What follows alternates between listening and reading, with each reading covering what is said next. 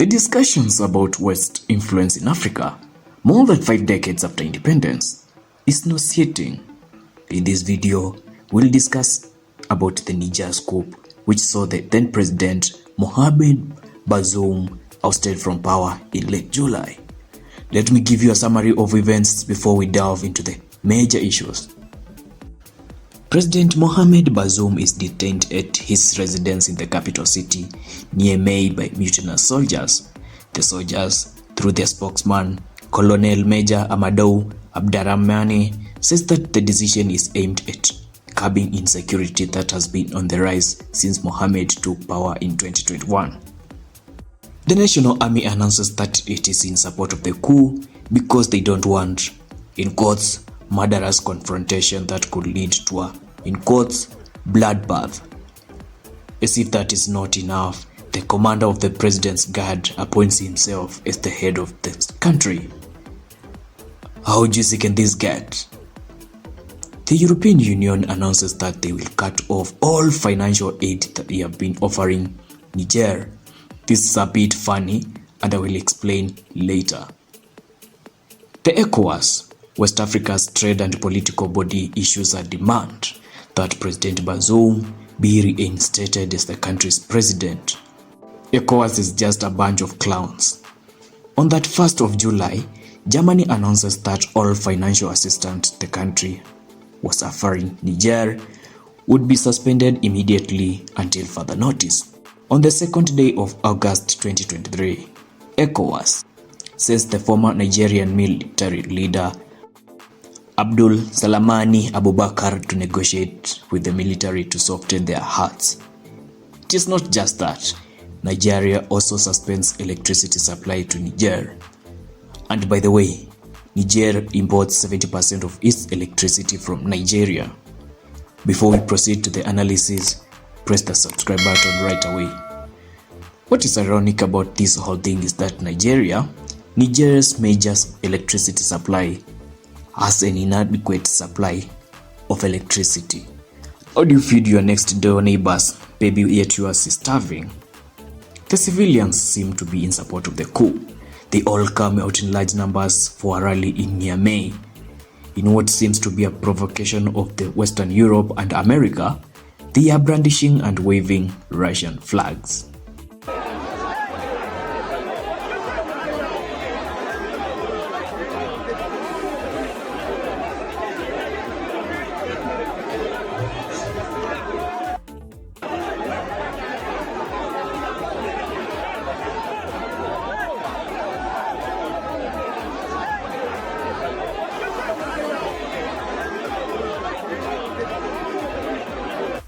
In a counteractive measure against France, the Niger army revokes all broadcasting licenses for France 24 and RFI, two propaganda news outlets.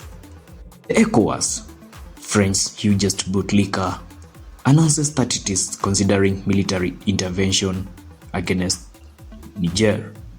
And that, ladies and gentlemen, is a summary of the Niger coup.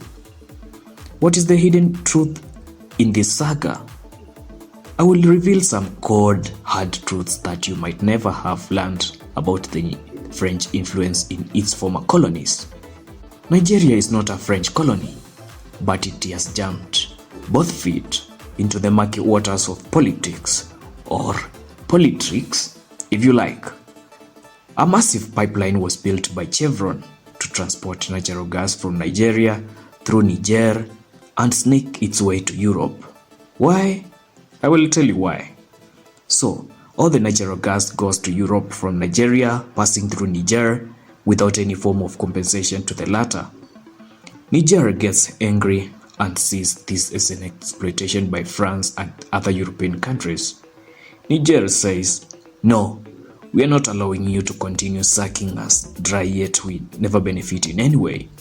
Europe gets mad, and due to their entitlement, or in quotes, big brother, or in quotes, savior mentality, they decide to, in quotes, cut off their, in quotes, aid to Niger. Hey, can't you stop with those quotation marks? No, I won't, because I am calling out the hypocrisy in Nigeria and Europe.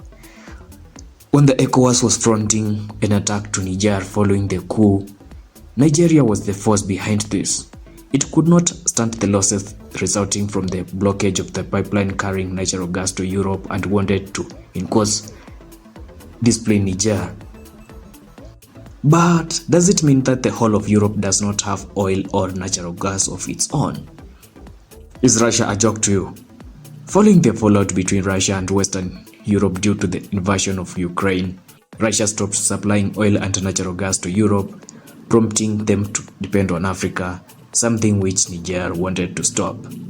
It is not only that, the US and Europe have been the biggest consumers of uranium, which is the raw material for nuclear power. The biggest supplier or source of uranium for the America was Russia. So, when the US was placing sanctions against Russia, it left uranium from the list. But then, Russia, knowing that it could collapse the American and European economies by blocking the exportation of uranium, stood its ground. In order to save face, America and Europe decided to go to Niger and steal the uranium. I forgot. These two regions have been stealing Niger's uranium for many years, and therefore, when Niger decided to change tact, they got angry. I just want to leave you with this thought. The revolutionary government in Niger has just increased the price of uranium that it exports on the world market to 200 euros per kilogram. It was previously paying, or rather charging, 80 cents. The French were getting Niger's uranium for 80 cents per kilogram, and the world market price is 200 euros per kilogram, which is what little Macron will have to pay from now on. Someone joked that America could have sent, in quotes, democracy to this country, as they have done to Libya, Afghanistan, and other countries. You get it? If you don't get it, forget about it. At the coup and the underlying factors, you can see it is a supremacy battle between Russia against Western Europe and America. It's only that Africa is the battleground.